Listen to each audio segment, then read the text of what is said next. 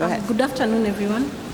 So I'm going to present on our work, the cofactors of HIV self-testing and PrEP acceptance among pregnant women at high risk of HIV in Kenya. This is part of the PrEP implementation for mothers in antenatal care RCT that was conducted in Kenya. So as it was mentioned earlier, Kenya is one of the high HIV burden countries, and there's a wide geospatial variation of HIV prevalence and incidence. Especially in Homa Bay and Siaya counties, there's a hyperendemic prevalence and incidence of HIV of 18.6 and 20.2 respectively. Pregnancy is known to be a high-risk period of HIV acquisition. And one of the key drivers of HIV acquisition in this period is the unrecognized HIV serodiscordance that exists among couples. So PrEP has been demonstrated to be highly effective and safe to be taken up by pregnant women, and HIV self-testing can foster PrEP decision-making among pregnant women.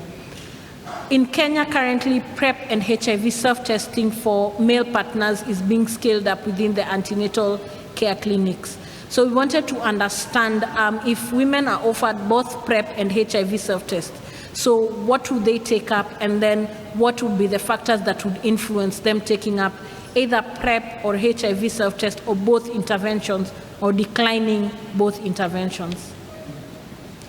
So we used longitudinal data from the targeted arm of the cluster randomized clinical trial. So PRIMA was a cluster randomized clinical trial that sought to evaluate two models of PrEP delivery in pregnant women, either universal, where women self-select, or targeted, where women were either offered HIV self-test and they were screened for risk. They administered a risk assessment tool. And the risk assessment tool was used, the Gillian Pintier et al., and a score of more than 6 was noted to be women who are at higher risk of HIV, and these women were systematically offered PrEP. So at the second visit, then the HIV self-test, women were asked whether they were able to distribute the HIV self-test and the results of that.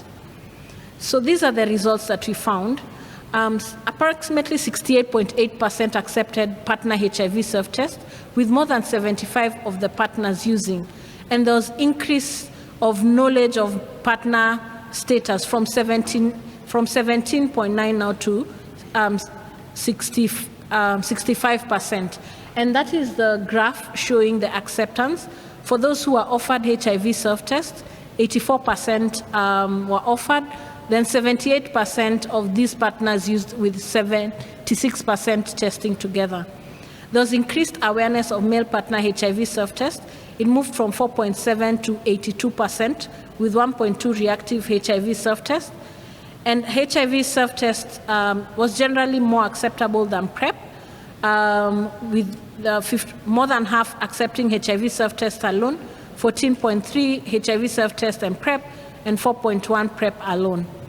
And we looked at the covariates for each intervention. And for taking up both PrEP and HIV self-test, women tend to be married, had a history of IPV, and suspected that their male partners had other partners.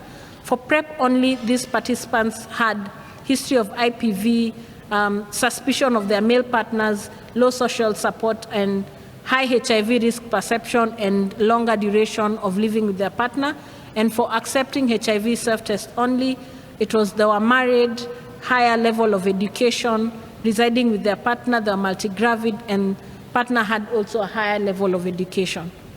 So one of the things we noted is the bigger barrier for accepting both either interventions or the need to consult partner.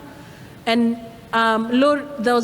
despite being high-risk women, there was low HIV risk perception among this.